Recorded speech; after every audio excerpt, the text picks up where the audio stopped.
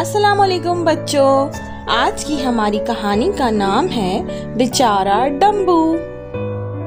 پھول باغ ایک بہت ہی خوبصورت گاؤں تھا جہاں ایک بچہ چنٹو اپنے اماں ابا کے ساتھ رہتا تھا۔ چنٹو کے ابا کے پاس ایک گدھا تھا جس کا نام ڈمبو تھا۔ ڈمبو ایک انتہائی ذمہ دار اور محنتی گدھا تھا۔ یہ بات چنٹو کا ابا بھی اچھی طرح سے جانتا تھا، اس لیے وہ ڈمبو پر بے تحاشا سامان لاتا اور ایک شہر سے دوسرے شہر سامان کی تجارت کرتا۔ لیکن چنٹو کو یہ بات بالکل بھی پسند نہیں تھی۔ چنٹو جب ڈمبو کو سامان لاتے دیکھتا تو اس کا دل بہت دکھتا۔ ڈمبو چنٹو کا بہت اچھا دوست بھی تھا۔ وہ فارغ وقت میں چنٹو کے ساتھ خوب کھیلتا اور اسے اپنی سواری بھی کرواتا۔ ایک دن چنٹو کا ابا ڈمبو پر سامان لاد کر اسے دوسرے شہر لے جا رہا تھا۔ چنٹو نے اپنے ابا سے کہا، ابا یہ آپ کیا کر رہے ہیں؟ چنٹو اتنا سامان کیسے اٹھائے گا؟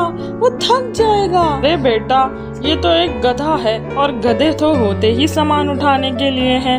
اب اس پر سامان نہ لادوں تو کس پر لادوں؟ ابا آپ ایک اور گدھا لے لینا، آپ کے پاس تو پیسے ہیں، آپ دوسرا گدھا لے سکتے ہیں۔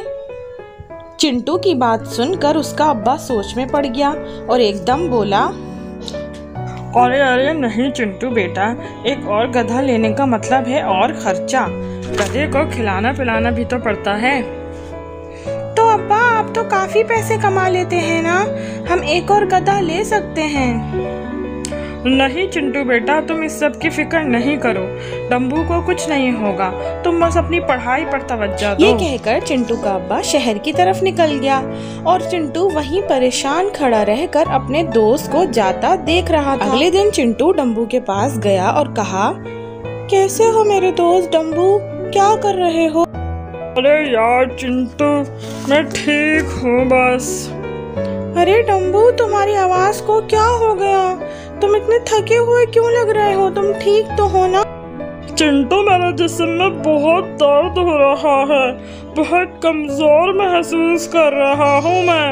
ڈمبو کی بات سن کر چنٹو کو بہت دکھ ہوا اور وہ اپنے ابا کے پاس گیا۔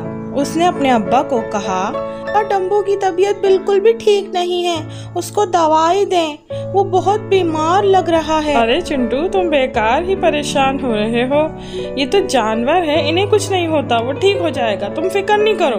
نہیں ابا، وہ میرا دوست ہے، مجھے بہت دکھ ہوتا ہے اسے اس تکلیف میں دیکھ کر۔ دوست؟ وہ تمہارا دوست ہے؟ وہ ایک جانور ہے اور وہ ایک گدھا ہے جو ہمارے کام آتا ہے اور ہم اس کے ذریعے پیسہ کماتے ہیں۔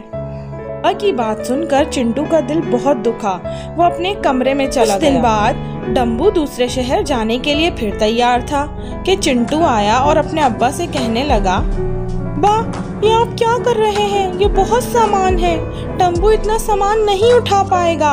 ہاں بیٹا، آج تو میں بس قریب ہی جا رہا ہوں، تم فکر نہیں کرو، میں جلد واپس آ جاؤں گا اور ڈمبو چلا جائے گا، اسے کچھ نہیں ہوگا۔ ڈمبو بھی اپنے مالک کے پیچھے پیچھے چل پڑا۔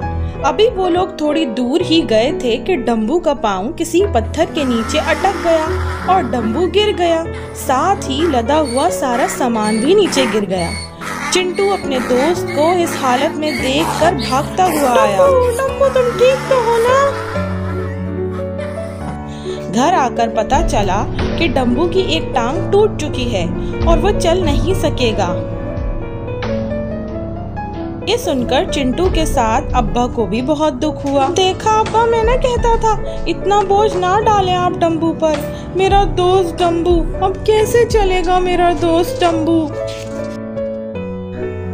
ہاں بیٹا، تم بالکل ٹھیک کہہ رہے ہو، پیسہ کمانے کی دن میں تو اندھا ہی ہو گیا تھا۔ بے زبان جانور پر کتنا بوجھ ڈالا میں نے، اور وہ بھی اپنا فرض سمجھ کر اس کو کرتا رہا۔ बेचारा डम्बू। चिंटू के अब्बा को भी अब ये बात समझ आ गई थी और दोनों ने मिलकर डम्बू की खूब देखभाल की और डम्बू फिर से चलने फिरने लगा। अब डम्बू सामान तो उठाता है लेकिन इतना ही जितना वो सह सके और काम से फारिग होकर वो चिंटू के साथ खेलता भी है। तो बच्चों, इस कहानी से हमें ये सबक मिलता है कि हमें किसी पर भी, चाहे वो जानवर हों, हमें उनके ऊपर उनकी बर्दाश्त से ज्यादा बोझ नहीं डालना चाहिए। शुक्रिया।